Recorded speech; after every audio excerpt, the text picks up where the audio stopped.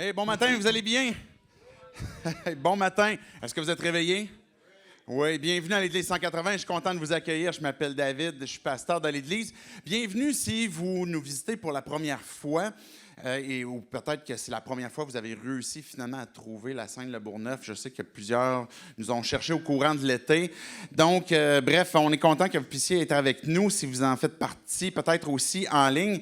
Bienvenue. On est dans la série Questions pour un ami. Ça a été notre saison numéro 2 qu'on a poursuivi. Dans le fond, on avait commencé l'été passé, des questions qu'on peut avoir que des fois, on n'ose pas trop demander.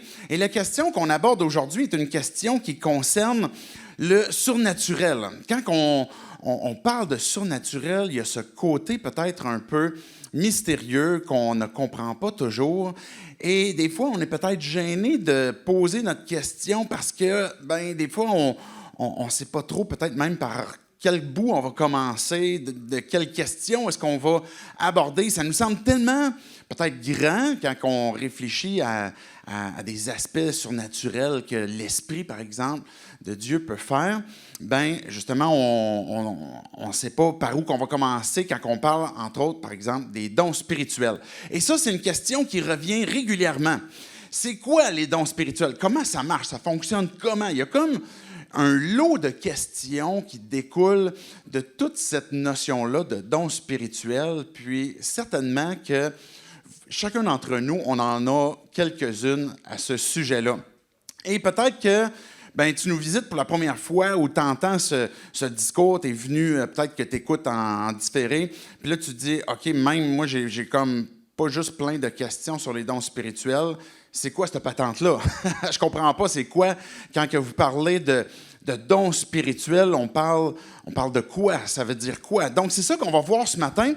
Quand on parle de dons spirituels, c'est quelque chose qui, peut-être d'une part, peut nous amener à, comme je viens de dire, si je suis dans un parcours de découverte de ce que c'est la foi chrétienne, je suis un peu peut-être craintif ou incertain de tout ce que ça va impliquer, qu'est-ce que ça veut dire, est-ce que c'est freak un peu? Ou de l'autre côté, peut-être que vous connaissez comme l'Église, un peu la Bible, vous suivez Christ et puis vous êtes des disciples de Jésus, vous identifiez comme croyants et vous avez entendu parler de ce que c'est cette notion de don spirituel, mais vous dites, il me semble qu'il y a tellement d'Églises qui ont l'air à penser différemment sur les dons spirituels que j'ai la misère à me placer sur la bonne conviction.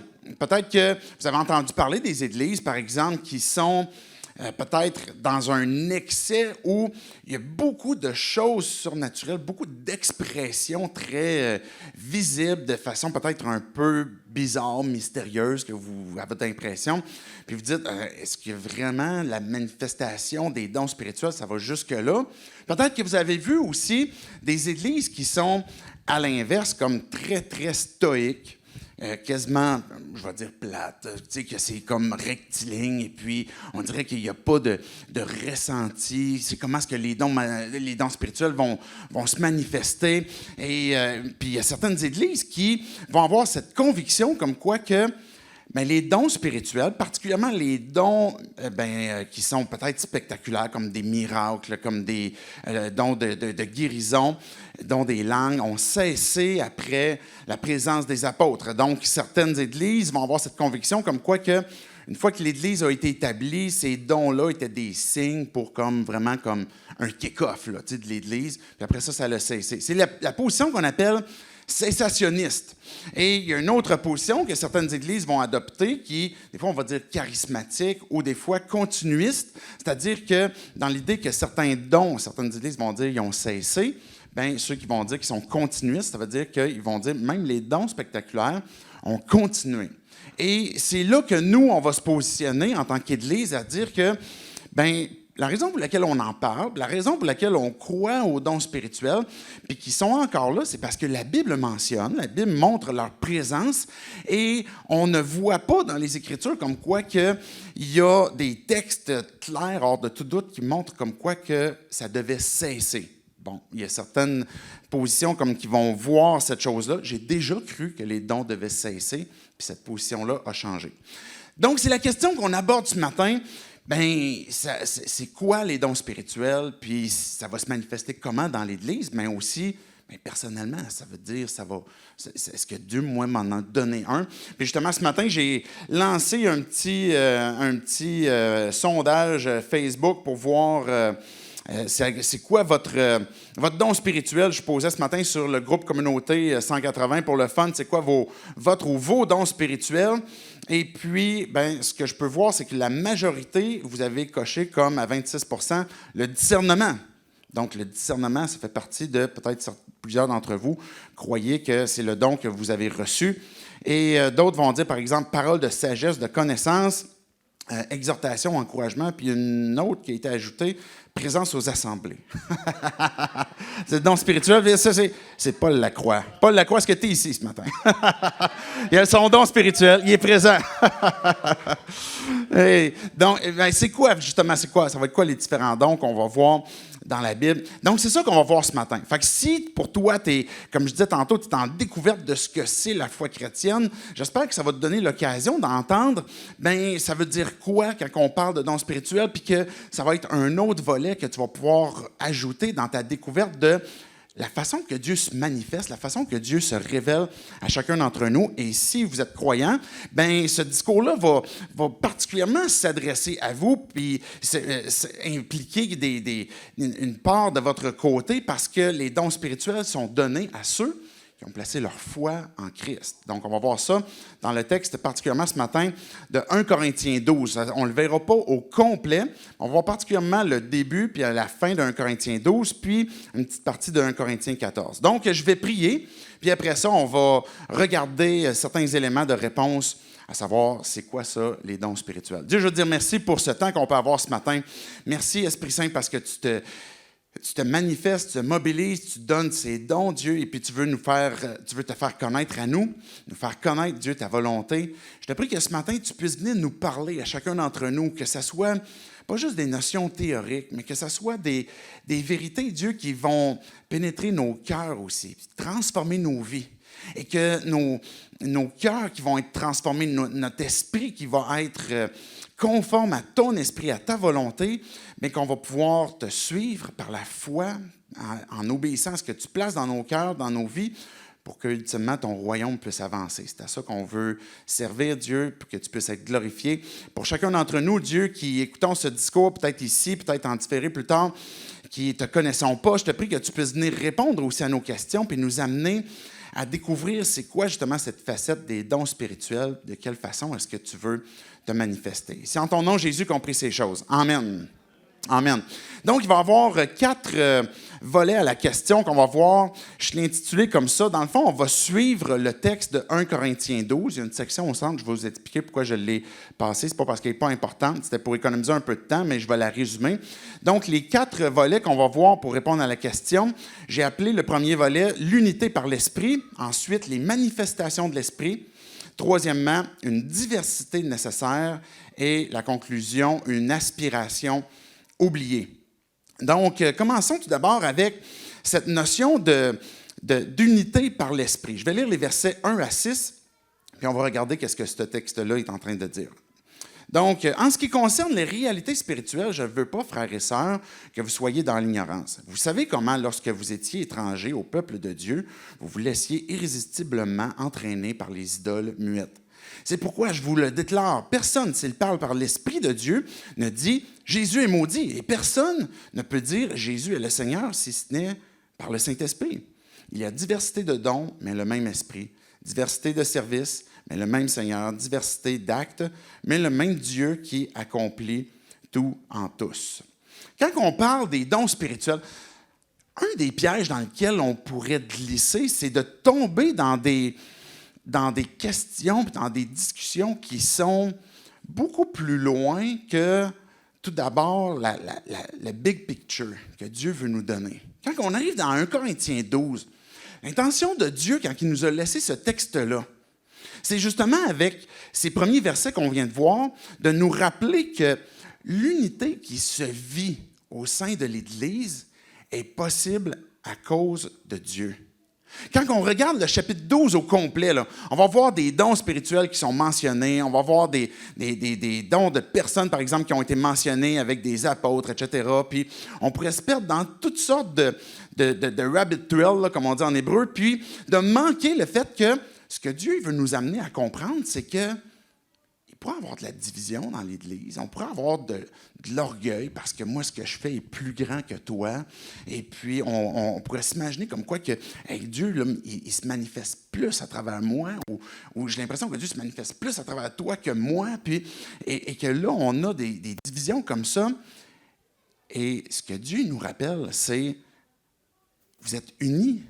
Vous êtes unis à cause de l'Esprit de Dieu. Tout le premier chapitre, en fait, les trois chapitres qui parlent particulièrement des dons spirituels, le chapitre 12 de 1 Corinthiens, ensuite chapitre 13, puis le chapitre 14, vont nous donner cette grande image comme quoi que, laisse Dieu être Dieu. Dans le chapitre 12, là, Dieu manifeste sa volonté, puis il fait ce qu'il veut, puis il donne ce qu'il veut à qui il veut. Amen. Amen. Et ce chapitre 12, là, il faut déjà d'abord partir avec la compréhension, parce que Paul il va dire, je ne veux pas que vous soyez dans l'ignorance. Et il va commencer avec cet élément-là, vous êtes unis par l'Esprit de Dieu. Puis notre tendance humaine, c'était qu'avant qu'on connaisse Christ, puis que Dieu devienne notre Seigneur, notre Sauveur, qu'il devienne notre Dieu, mais ce qu'on fait naturellement, puis de façon même irrésistible, qu'il va dire dans le verset suivant, dans le verset 2, puis quand on était étranger au peuple de Dieu, qu'est-ce qu'on faisait? On allait vers nos idoles muettes, comparativement à Dieu qui nous parle. Et quand on va à nos idoles muettes, en clair, c'est quoi? C'est pas des statuettes, mais c'est des choses qui nous portent à faire de notre propre vie notre propre Dieu, ultimement. Parce que nos idoles qu'on va se créer, que ce soit le pouvoir, que ce soit l'argent, que ce soit ma famille, puis que ce soit, par exemple, je ne sais pas, mon travail, que ce soit mes hobbies, et ça va devenir mes idoles parce que je vais pouvoir m'accomplir à travers ces choses-là, je vais pouvoir me trouver une sécurité, je vais pouvoir adorer ma propre vie. Et on allait constamment et naturellement vers ça, qui faisait qu'on était esclaves de ça. Et Dieu, ce qu'il est en train de nous dire, c'est que c'est plus le cas aujourd'hui. Parce que quand on proclame, on avait la semaine passée des baptêmes, quand on proclame à travers, par exemple, le baptême, je crois que Jésus-Christ est le Fils de Dieu qui est mort pour mes péchés, puis je veux m'identifier avec lui, c'est par l'Esprit de Dieu qu'on dit ces choses-là, qu'on est en train d'affirmer ces vérités-là. Et donc, quand on a une communauté de croyants, de gens on est très éclectique, puis qu'on dit ensemble, moi, c'est Jésus-Christ qui est Seigneur. C'est à cause de l'Esprit Saint qu'on peut le dire. Fait que quand on arrive dans cette grande picture, cette grande image du chapitre 12 des dons spirituels, c'est d'abord et avant tout se rappeler qu'on a besoin de se souvenir qu'on est unis. Et c'était ça le problème chez les Corinthiens, c'est qu'il y avait cette division, justement, ce que je fais est peut-être mieux, et puis, ou bien toi, c'est mieux, puis moi, on dirait que Dieu m'a oublié. Puis on arrive au chapitre 14, puis là, Dieu va nous parler de prophétie, puis des langues, puis encore là, on pourrait se perdre dans certains détails, mais d'oublier que la grande image que Dieu nous laisse, par exemple, dans le chapitre 14, c'est « change ton focus ». Change ton focus. Notre focus, naturellement, est porté vers nous, vers mon nombril, vers moi, vers ma gloire. Même quand on est croyant, puis qu'on est enfant de Dieu, puis qu'on est disciple, on lutte encore à revenir à notre propre moi. Puis ce que Dieu il dit, c'est « change ton focus » parce que, ultimement, ce que je veux, c'est édifier l'Église. À quoi ça sert, les dons spirituels? Mais à ce qu'on puisse ensemble s'édifier. Et c'est ça le focus qui nous emmène au chapitre 14, de dire, OK, la grande image, on est unis au chapitre 12, au chapitre 14, on change notre focus pour comprendre comme quoi que, peu importe les dons spirituels, avant qu'on en parle en détail, l'objectif à travers ça, c'est que Dieu veut faire grandir son Église, de façon numérique et de façon spirituelle aussi, en grandeur. Donc, les dons spirituels vont faire avancer le royaume de Dieu. Puis au chapitre 13, en plein milieu, c'est quoi? C'est le texte qu'on lit au mariage. L'amour. Que si je n'ai pas l'amour, je ne suis rien. Et c'est cette voie par excellence que Dieu nous donne qui est, mais laisse-toi étreindre. dans ce chapitre-là, du chapitre 13 de 1 Corinthiens, si vous le lisez, vous allez voir qu'il n'y a aucun impératif. On va avoir tendance à dire, OK, il faut que je me mette à forcer pour aimer comme ce que Dieu veut que j'aime. Mais l'amour, c'est une personne, c'est Jésus. Et qui me dit que si je n'ai pas l'amour, je suis rien. Mais j'ai besoin de me laisser étreindre. Puis quand que je suis étreint par Dieu, là, tout d'un coup, mon cœur est transformé. Mes pensées sont transformées, mes intentions sont transformées. Et là, tout d'un coup, je peux plus facilement rechercher l'amour pour que Dieu puisse se manifester à travers moi. À travers et je finis de mettre la table pour qu'on puisse aller ensuite vers le deuxième volet. On est en train de parler de l'unité par l'esprit. C'est extrêmement important pour comprendre c'est quoi cette affaire-là des dons spirituels. Mais c'est quelque chose qui, même si c'est donné de façon différente, c'est toujours dans l'unité. Puis c'est pour ça qu'il va dire au verset 4, 5 et 6, il y a des dons différents, il y a des diversités de services, il y a différents actes, diversité d'actes, mais c'est toujours le même esprit, le même Seigneur et le même Père. Parce que Dieu est pas contradictoire entre lui-même. Dans les trois personnes de Dieu, c'est ce Dieu qui est parfaitement uni, qu'on va dire trinitaire, et qui va nous unir parfaitement aussi, même dans cette diversité-là. Quand on regarde 1 Corinthiens, on va voir plusieurs moments où que l'Esprit doit se manifester. L'Église n'est pas une organisation qui est humaine, puis avec des moyens stratégiques, on va grandir, on va pouvoir se faire des pep talks, on va pouvoir... L'Église, c'est le corps de Christ. C'est l'habitation de Dieu en esprit. Et quand Paul y prêchait, il va dire, par exemple, au chapitre 2, ma prédication ne repose pas sur une démonstration de ma compétence et de ma performance, mais sur une démonstration d'Esprit Saint. J'entends régulièrement, après des prédications, et j'ai l'impression que tu t'adressais à moi. Moi, dans la semaine, je ne vais pas voir, OK, là, maintenant, je vais penser à lui, qu'est-ce que je pourrais bien lui dire? Et puis, qu'est-ce que je pourrais bien dire à telle autre personne? Mais l'Esprit est en train de te parler à travers sa parole. Et puis même pendant que moi-même je parle, pendant que d'autres vont enseigner, l'Esprit est en train de nous édifier, de nous encourager. Et ça, c'est une démonstration d'Esprit Saint. Il va y avoir aussi, on va voir dans le texte d'un Corinthien, que l'Esprit nous révèle toute chose. L'Esprit te fait connaître qui est Dieu. L'Esprit parle à ton esprit pour te révéler les grandeurs de Dieu. Et l'Esprit dirige l'homme. Et puis, on va voir dans le chapitre 3 aussi que l'Esprit habite en vous. On va voir dans le chapitre 6 qu'on a été lavé, qu'on est déclaré juste justement à cause de la présence de l'Esprit dans nos vies, que votre corps est le temple du Saint-Esprit. On voit ça aussi dans 1 Corinthiens 6. On arrive au chapitre 12, comme on vient de le lire. L'Esprit il proclame par notre bouche que Jésus est Seigneur. On arrive aussi toujours au chapitre 12, au verset 7, que l'Esprit se manifeste à travers nous. On va le lire dans un instant. Mais il va se manifester. L'Esprit va donner des dons. Il va y avoir une diversité à travers le corps, mais uni par l'Esprit qu'on vient de lire. Puis on va arriver au chapitre 14, que l'Esprit, par lui, on peut prier. On peut prier par son Esprit. L'Esprit est celui qui va justement unir, mobiliser son Église. Et un autre piège qu'on a des fois avec la recherche des dons spirituels, c'est d'établir justement la qualité spirituelle, la grandeur spirituelle d'une personne en fonction du don peut-être qui va se manifester. Mais les Écritures sont claires comme quoi que ce à quoi Dieu nous appelle à faire pousser en nous, c'est le fruit de l'Esprit, indépendamment de la manifestation de l'Esprit. C'est deux choses qui sont différentes. La maturité que l'on a dans notre marche avec Dieu est directement liée au fruit de l'Esprit qui pousse dans nos vies et pas à la maturité, et pas à la manifestation de l'Esprit. L'Esprit peut t'utiliser pour faire des grandes choses, même si présentement, tu n'es pas dans ses voies. Puis on le voit dans les Écritures aussi, où il y a des fois, comme un gars comme Saül, c'est ça, Saül dans l'Ancien Testament, qui lui-même avait été utilisé pour prophétiser. Puis le gars, il ne marchait pas avec Dieu, là. Mais Dieu l'a quand même utilisé pour faire quelque chose qui était particulier, mais il n'y avait pas ce fruit en lui.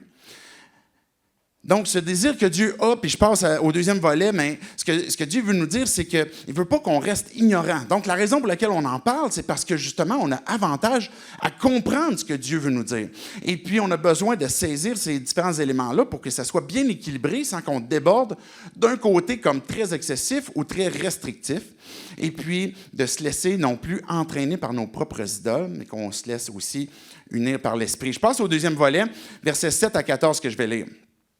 Vous êtes prêts? Vous êtes toujours avec moi? OK. Or, à chacun, la manifestation de l'Esprit est donnée pour le bien de tous. En effet, à l'un est donné par l'Esprit une parole de sagesse, à un autre une parole de connaissance, selon le même Esprit, à un autre la foi par le même Esprit, à un autre des dons de guérison par le même Esprit, à un autre la possibilité de faire des miracles, à un autre la prophétie, à un autre le discernement des esprits, à un autre diverses langues, à un autre l'interprétation des langues, mais toutes ces choses, c'est un seul et même esprit qui les accomplit en les distribuant à chacun en particulier comme il le veut.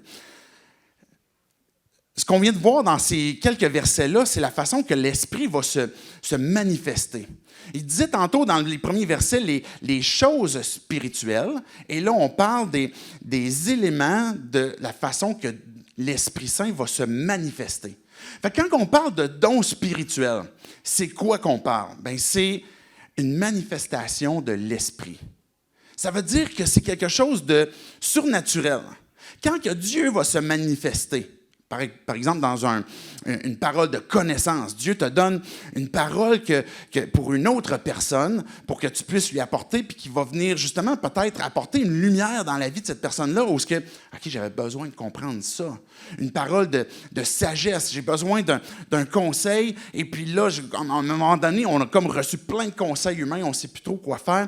Et là, l'Esprit veut t'utiliser pour apporter un conseil de sagesse, qui va être selon sa direction. L'Esprit va utiliser l'Église, la communauté, justement, pour se manifester. Il va parler, on a vu, de la foi, ce don où l'Esprit qui se manifeste d'une façon surnaturelle, qui vient placer sur ton cœur, dans tes pensées, cette confiance comme quoi que je vais prier pour cette personne-là.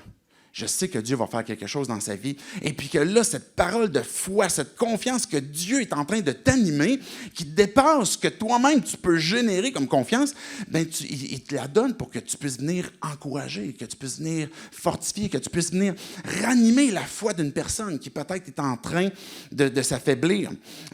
Donc, de guérison, où en certaines occasions, Dieu va t'appeler à mettre les mains sur une personne, à prier, tout simplement pour... Mais Dieu, je demande la guérison sur sa vie et que tu puisses apporter guérison sur que ce soit son cancer, que ce soit telle affaire. Et là, je vous entends dans ces questions-là, mais comment est-ce qu'on fait pour savoir que vraiment Dieu est en train de me pousser à ça? Parce que souvent, on va avoir le problème comme quoi que, OK, mais si je vais prier pour la guérison, puis d'un coup, ça ne se fait pas. D'un coup, ça ne se réalise pas. Je vais avoir de l'air de quoi? Le résultat du don, le résultat de la manifestation de l'Esprit de Dieu, ne t'appartient pas. Ce n'est pas pour nous que le résultat va se faire. Et Dieu peut t'utiliser pour venir prier pour cette personne-là et demander tout simplement, Dieu, je demande la guérison de cette personne-là. Après ça, c'est Dieu. C'est Dieu qui décide. Et on ne devrait jamais s'empêcher avec toutes sortes de scrupules de comment je ne vais pas trop demander la guérison parce que je ne sais pas comment. On va le demander, puis Dieu décidera. Mais on a besoin de le faire et de renoncer au fait que Dieu m'utilise. Un peu, j'utilise souvent cette image-là quand je parle des dons spirituels, un peu comme un gant.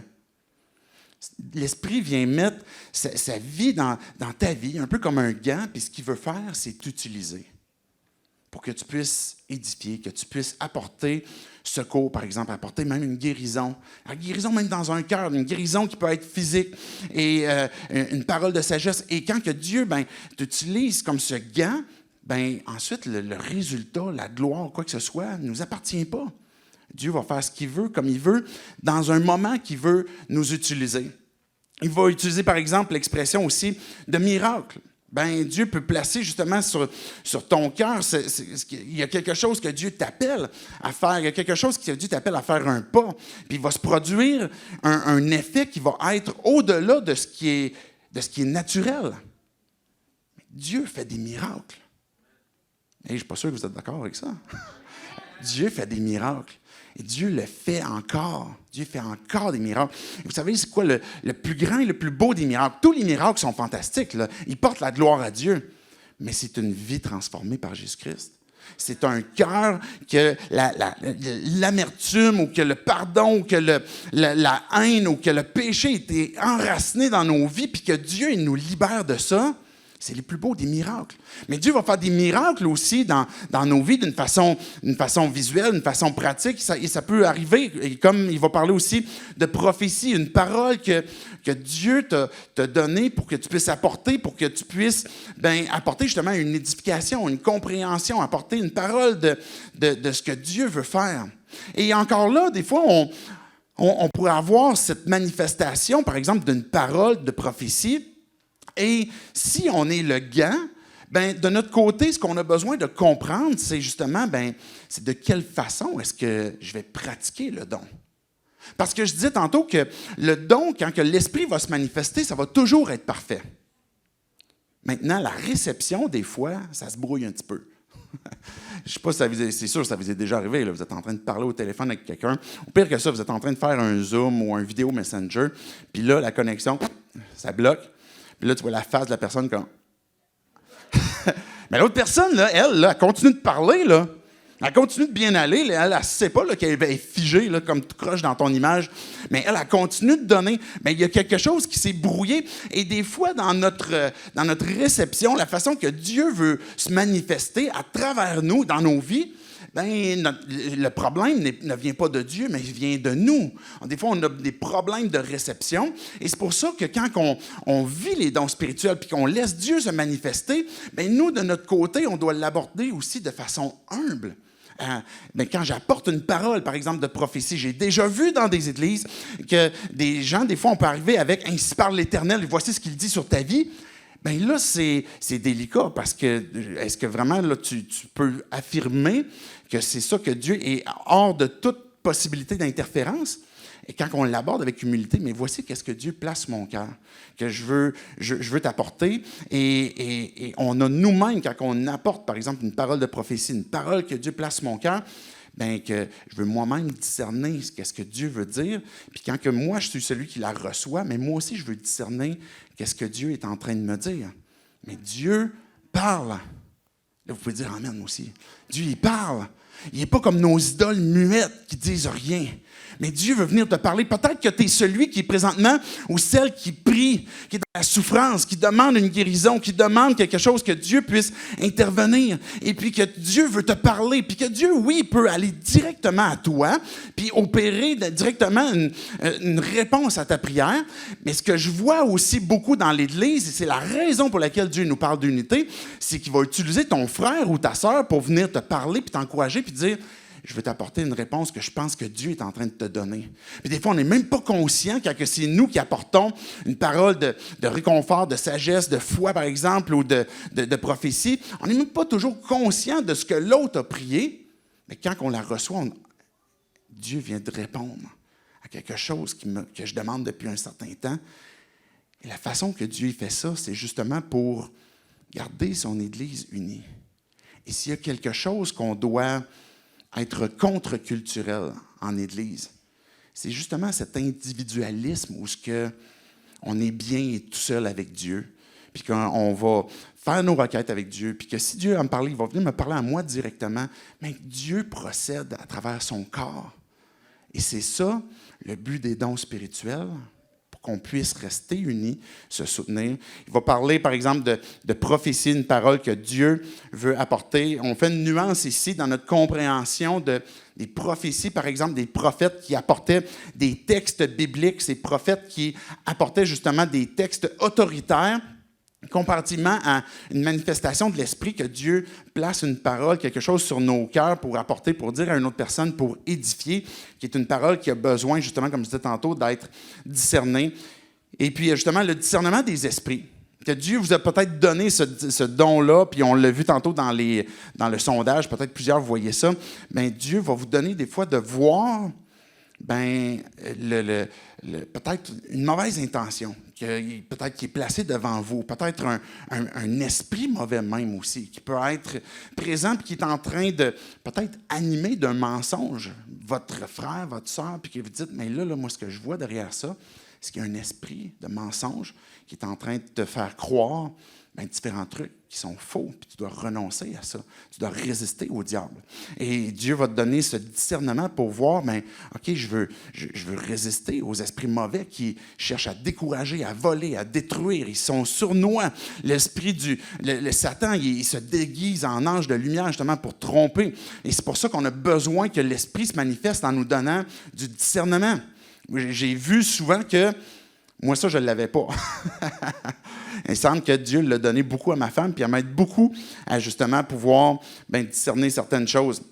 Les diverses langues, de pouvoir proclamer en d'autres langues les gloires de Dieu, l'Évangile, de pouvoir interpréter aussi même d'autres langues qui sont incompréhensibles. On le voit dans Acte 2, c'est des choses qui se sont produites et qui, je pense, qui se produisent encore.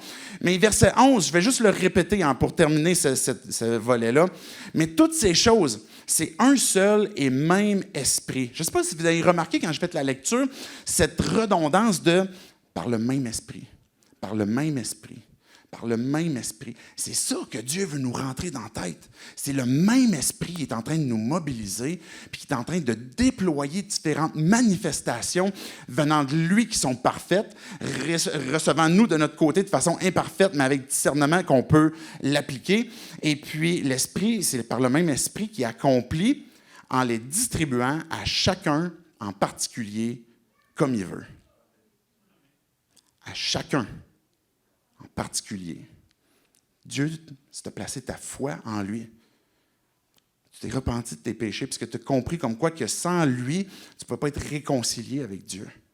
Que la raison pour laquelle tu as été créé, c'était pour être en relation avec lui, puis que tu as besoin justement d'obtenir ce pardon-là, puis que le seul moyen, c'est Christ qui t'a été donné.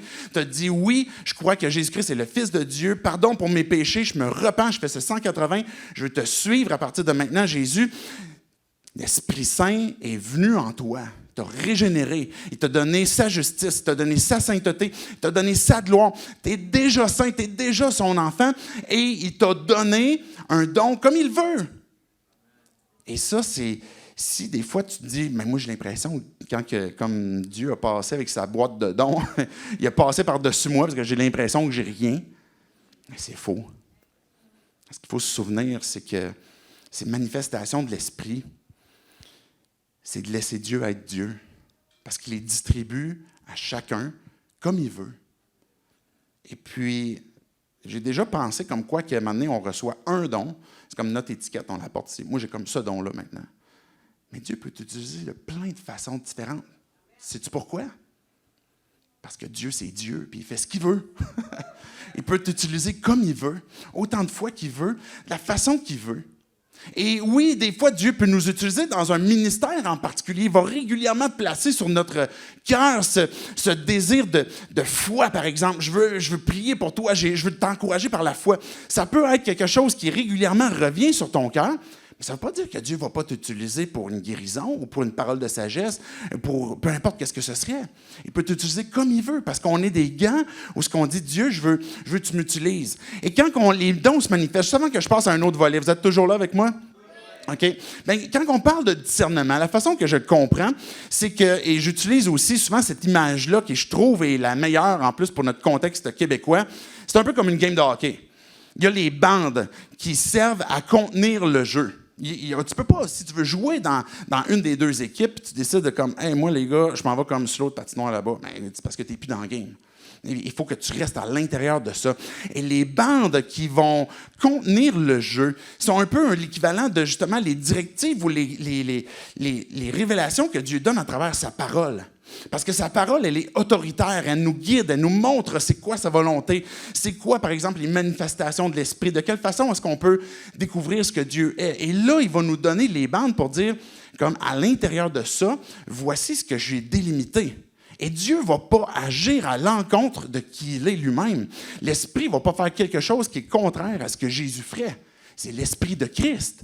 Et quand à l'intérieur de ça, Dieu nous utilise, l'Église, pour faire avancer son œuvre, pour faire cette game-là, maintenant, il va y avoir une portion de liberté, une portion de la façon que Dieu va se manifester et puis que tu vas pouvoir être utilisé de différentes façons, à différents moments. Pas juste un dimanche matin. Dieu peut t'utiliser à n'importe quel moment. Au travail, ça peut être à l'école. Ça peut être avec tes amis, ça peut être avec ta famille, ça peut être dans un groupe connexion, évidemment. Ça peut être, oui, un dimanche matin. Ça peut être dans un moment où tu écoutes en ligne puis Dieu est en train de placer quelque chose sur ton cœur. Ça peut même être pendant que tu dors. Dieu peut te donner un songe. Dieu peut te donner une vision, même quand tu es réveillé. Et Dieu peut t'utiliser n'importe quand. Mais maintenant, quand on voit la façon que l'Esprit peut peut-être nous utiliser, quand on va discerner, c'est justement de voir, mais de quelle façon est-ce que l'Esprit est en train de se manifester. Ça va être pour tous. On va pouvoir chacun le recevoir. Maintenant, on va avoir besoin de se poser l'ultime question pour discerner qu'est-ce que Dieu est en train de faire. C'est ça glorifie qui? Ça glorifie qui? Si j'apporte cette parole-là, est-ce que c'est conforme à 1 Corinthiens 13 que je recherche l'amour? Puis ce que je veux, c'est l'édification de mon frère, de ma soeur, de mon ami, de mon prochain, de mon voisin, de mon collègue de travail, parce que Dieu veut l'aimer, puis Dieu veut m'utiliser pour l'aimer. Fait qu'est-ce que ça va porter la gloire à Dieu ou à moi? Et là, ça va pouvoir me donner certains indices à savoir de quelle façon est-ce que Dieu est en train de se manifester. On va voir tantôt dans 1 Corinthiens 14, très bientôt, mais que le résultat de la manifestation de l'Esprit, quand on se laisse utiliser, mais ça va faire 3 choses. J'ai peur de les oublier, il faudrait que je retourne à mon texte directement. Ces choses-là, ça va être d'édifier, encourager et réconforter. La manifestation de l'Esprit va porter à édifier, à bâtir, à construire, pas à décourager, pas à rabaisser. Ça va apporter aussi un encouragement, ça va donner du courage. On va placer du courage dans, c'est ça, encourager. C'est le fruit de ce que se fait la manifestation de l'Esprit. Ça va apporter aussi du réconfort, où tout d'un coup, je viens de réaliser, c'est sur Christ que je dois m'appuyer, que ma vie repose. Et qu'en attendant que Dieu réponde, mais si je continue de lui faire confiance, ça va apporter, que ce soit une parole de sagesse, que ce soit une guérison, que ce soit la foi, ce résultat-là, puis amener la gloire ultimement à Dieu. Un troisième volet qu'on peut voir à travers cette réponse-là en ce qui concerne les dons spirituels, c'est les versets 26 à 30. Je vais lire les versets 26 à 30, puis je vais vous expliquer un peu le contexte. Mais juste avant, je vais lire aussi versets 12 à 14. Le corps forme un tout, mais a pourtant plusieurs organes. Et tous les organes du corps, malgré leur grand nombre, ne forment qu'un seul corps. Il en va de même pour Christ. En effet, et ce verset 13-là, mettez-le en gras dans votre Bible, si vous avez une Bible. Achetez-vous une Bible papier puis utilisez comme un surligneur. En effet, parce que ça va répondre à beaucoup de questions qui existent dans beaucoup d'églises. En effet, que nous soyons juifs ou grecs, esclaves ou libres, nous avons tous été baptisés dans un seul esprit pour former un seul corps et nous avons tous bu à un seul esprit. Ainsi, le corps n'est pas formé d'un seul organe, mais de plusieurs. On va au verset 26. Si un membre souffre, tous les membres souffrent avec lui. Si un membre est honoré, tous les membres se réjouissent avec lui. Vous êtes le corps de Christ et vous êtes ses membres, chacun pour sa part. Dieu a établi dans l'Église, premièrement, des apôtres, deuxièmement, des prophètes, troisièmement, des enseignants. Ensuite viennent les miracles, puis les dons de guérison, les aptitudes à secourir, à diriger, à parler diverses langues. Tous sont-ils apôtres? Tous sont-ils prophètes? Tous sont-ils enseignants? Tous font-ils des miracles? Tous ont-ils des dons de guérison? Tous parlent-ils en langue? Tous interprètent-ils? Et j'arrête là pour l'instant. Ce que Dieu est en train de nous dire ici à travers ces textes-là, c'est qu'il y a une diversité nécessaire. Dans la portion de texte que j'ai enlevée, ce que Dieu est en train de nous communiquer, c'est, prenez l'exemple du corps humain. C'est un seul corps, mais avec plusieurs membres. Il y a des oreilles, il y a des yeux, une bouche. 2 bras, en tout cas généralement, 10 doigts. Et tous les membres, bien qu'ils sont différents chacun d'entre eux, puis qui ont des fonctions différentes, mais sont tous nécessaires pour l'unité du corps. Et c'est ça que Dieu est en train de nous dire, c'est qu'il pourrait y avoir peut-être plein de choses qui fait qu'on sent qu'on est différent.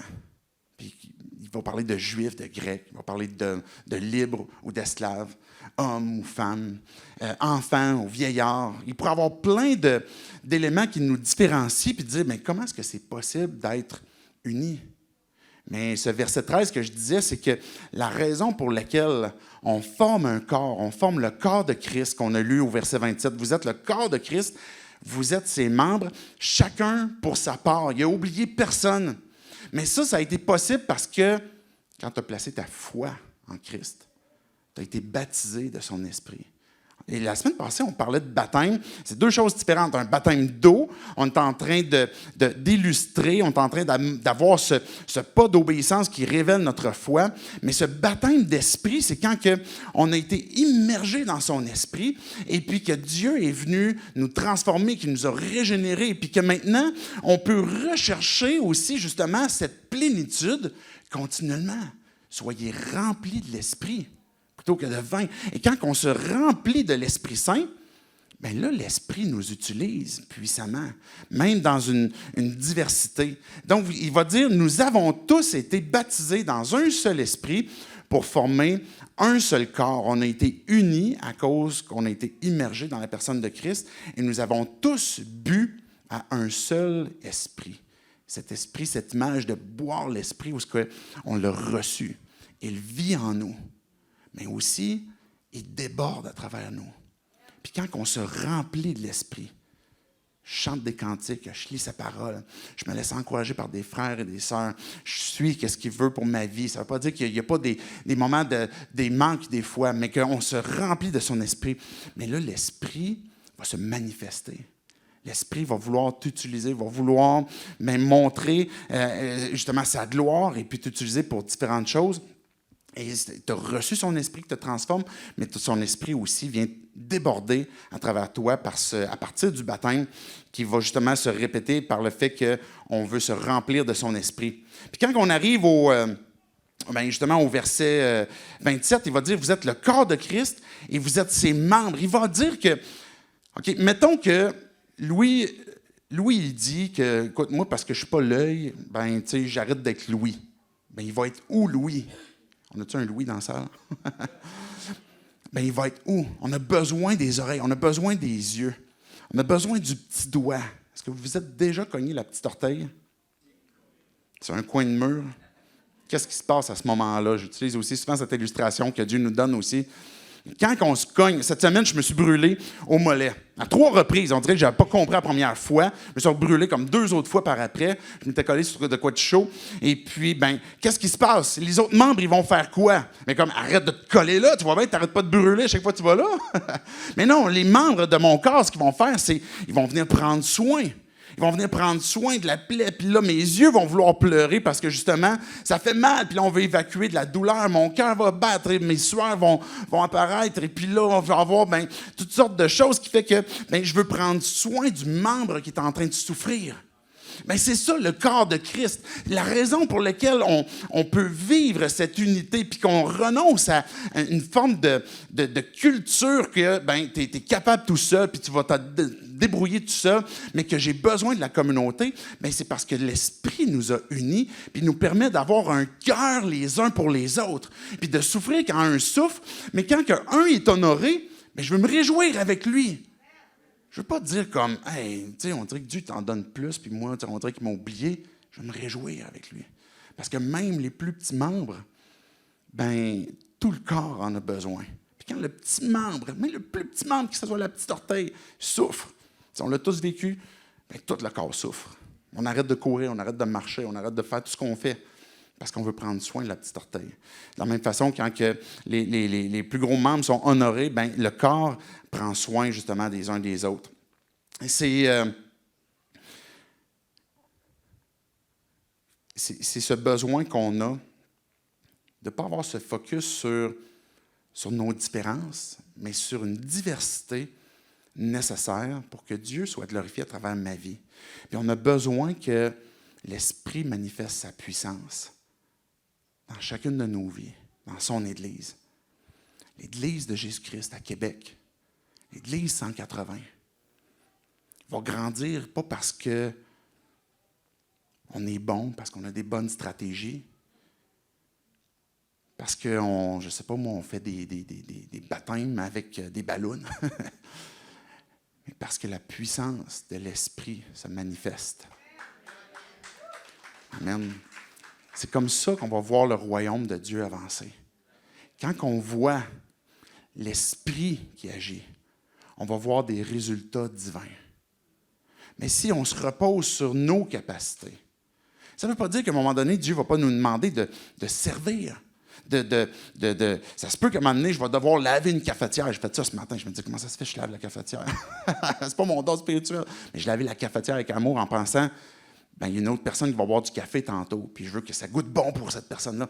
Mais ce n'est pas un don spirituel, mais c'est un amour qui est en train de se manifester, que Dieu nous donne aussi de pouvoir voir, mais cette puissance de l'Esprit qui va se manifester, puis qu'on veut voir se manifester à travers la diversité, c'est ça qui va permettre que l'Église va être transformée, que nos cœurs vont être transformés, que notre assemblée va être transformée, que la ville va pouvoir être rejointe par l'Évangile à cause de la puissance de Dieu. Et c'est ça qu'on veut voir, c'est ça qu'on veut laisser aller, puis donner à l'Église, mais justement, toute la place que l'Esprit puisse se manifester. Puis je termine avec une aspiration oubliée. J'ai fait exprès d'utiliser cette expression d'oublier parce que j'aime beaucoup le livre de Francis Chan. Je ne sais pas si vous connaissez, un prédicateur qui est aux États-Unis, mais il est vraiment atypique.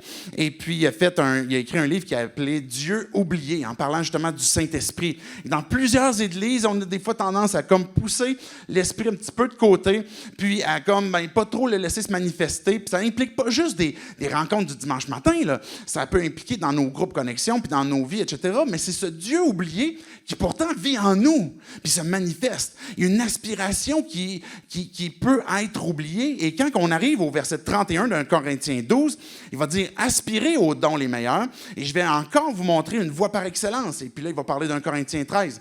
Mais regardez dans 1 Corinthiens 14, pour la suite, des versets 1 à 4. « Recherchez l'amour, aspirez aussi aux dons spirituels, mais surtout à la prophétie. En effet, celui qui parle en langue ne parle pas aux hommes, mais à Dieu, car personne ne le comprend, et c'est en effet en esprit qu'il dit des paroles mystérieuses. Celui qui prophétise, au contraire, parle aux hommes, les édifie, les encourage, les réconforte. Et celui qui parle en langue s'édifie lui-même, alors que celui qui prophétise édifie l'Église. » Ce que Dieu est en train de dire, c'est que prier en langue, c'est correct. On peut prier en langue. Puis si je suis tout seul et il n'y a personne qui interprète, mon esprit est en train d'édifier, même si mon intelligence ne comprend pas ce que je suis en train de prier. Mais je vais m'édifier, mais ceux qui m'écoutent, s'il n'y a pas d'interprétation, ne pourront pas être édifiés. Tantôt, Paul, il terminait avec des questions qu'on considère rhétoriques. Des questions qui sous-entendent la réponse évidente. Est-ce que tous sont apôtres? Non. Est-ce que tous prophétisent? Est-ce que tous font des miracles? Est-ce que tous parlent en langue? La réponse est non. Dieu va t'utiliser comme il veut, quand il veut, mais ce que Dieu nous appelle, c'est à aspirer aux dons spirituels, à aspirer à la manifestation de l'Esprit.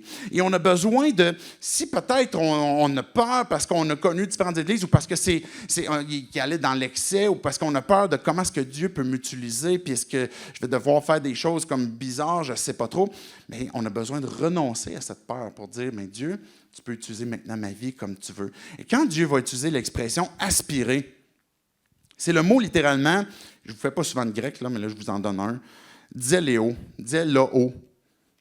zélé. De rechercher, là, littéralement, c'est l'idée de bouillir d'envie. Quand il va utiliser cette expression-là, aspirer aux dons spirituels, c'est brûler pour les voir, les vivre, pour que l'Esprit puisse se manifester, pour que Dieu puisse m'utiliser. Je vais inviter l'équipe de louange à s'avancer pour qu'on puisse aussi répondre par la louange. Mais ce que Dieu nous dit, c'est rechercher l'amour, mais aussi aspirer aux dons spirituels.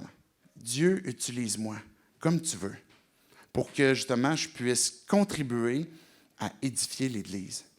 C'est ça le but que Dieu veut faire à travers les différents dons spirituels, et de nous utiliser pour qu'on puisse le servir puis qu'on puisse le glorifier. Maintenant, de quelle façon? Mais comme je disais tantôt, c'est d'aspirer. De dire, Dieu, je veux te voir te manifester dans mon Église, dans ma vie, dans ma famille, puis que tu puisses m'utiliser comme ce que toi tu veux. Mais ça veut dire quoi? Ça veut dire quoi si on conclut sur cet aspect-là de brûler d'envie, de bouillir d'envie pour que Dieu puisse se manifester, que je veux voir ces dons-là spirituels se manifester? C'est pas tant de chercher comme, OK, je vais aller rechercher ce don-là, ou je vais aller rechercher ce don-là. Ça veut pas dire qu'on va pas lire pour comprendre. Ça veut pas dire qu'on va pas améliorer nos talents pour mieux manifester la façon que Dieu veut se révéler. Ça peut être différents talents, de soit parler, soit de même jouer la musique, etc., de différents vecteurs que Dieu va utiliser pour manifester son don. Fait que je peux m'améliorer dans certaines choses, mais ce que je veux faire, c'est d'abord, c'est croire que Dieu se manifeste encore aujourd'hui. Et c'est souvent là que ça commence à bloquer. Est-ce que Dieu se manifeste encore? Puis est-ce que Dieu veut le faire encore dans ma vie? Puis des fois, c'est pas juste parce qu'on ne fait pas juste le croire, mais peut-être parce qu'on ne l'a pas vu pendant un certain temps, puis on se demande, est-ce que Dieu veut encore se manifester? De dire, Dieu, j'aspire à ce que tu puisses transformer ma vie, mais aussi m'utiliser. Deuxièmement, premièrement, de croire que Dieu veut se manifester à travers toi, mais aussi, deuxièmement, de discerner qu'est-ce que Dieu est en train de placer sur ton cœur. Qu'est-ce que Dieu est en train de te pousser à peut-être appeler une personne, peut-être envoyer un message texte, peut-être donner un encouragement, pour lui communiquer de la foi, peut-être à prier pour une guérison, puis de te lancer, de dire, Dieu, je veux te faire confiance, puis je t'abandonne les résultats. Je veux voir que tu vas m'utiliser. Puis en faisant des pas de foi, Dieu nous utilise pas à pas, puis il nous montre, il nous révèle qui il est.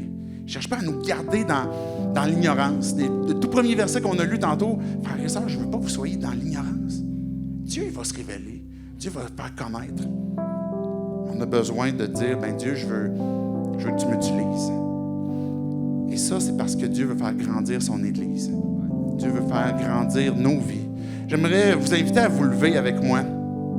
Je ne veux pas vous forcer. Si vous êtes mal à l'aise à vous lever, vous pouvez rester assis. Mais sinon, j'aimerais vous encourager à vous lever avec moi pour qu'on puisse conclure par la prière, pour qu'on puisse demander justement à l'Esprit qu'il puisse venir nous parler à notre cœur, peut-être se manifester, puis qu'on puisse avoir cette résolution où ce qu'on dit, Dieu, je veux te suivre, je veux t'obéir. On peut fermer nos yeux, baisser nos têtes tout simplement, puis dire, Dieu, je veux te dire merci parce que tu m'as laissé ce texte-là, tu nous as laissé ce texte-là pour comprendre que tu nous as unis malgré les diversités. Dieu, toute gloire t'appartient. Jésus, tu es celui qui nous a été donné pour apporter le salut. Esprit Saint, tu es celui qui nous est donné, par lequel on peut boire, qu'on peut avoir cette vie en toi, qu'on peut être baptisé, puis que tu veux te manifester à travers nous. Ultimement, Père, pour que tu puisses être glorifié, que ton royaume puisse croître à travers nous et en nous. Et Dieu, je veux te prier pour chacun d'entre nous. Je veux te prier pour notre Église, pour que tu puisses nous donner ce côté audacieux de t'obéir par la foi. De dire, Dieu, ce que tu places sur mon cœur, je ne veux pas juste avancer avec un manque d'amour et sans discerner, c'est pour porter la gloire à qui. Mais Dieu, je veux te suivre, je veux faire ce pas que tu me demandes et puis avancer, puis que tu puisses m'utiliser puissamment. Dieu, utilise chacune de nos vies justement pour ta gloire, que tu puisses utiliser ton Église pour faire avancer ton royaume ici à Québec et que tu puisses être glorifié. C'est en ton nom, Jésus, qu'on prie ces choses. Amen.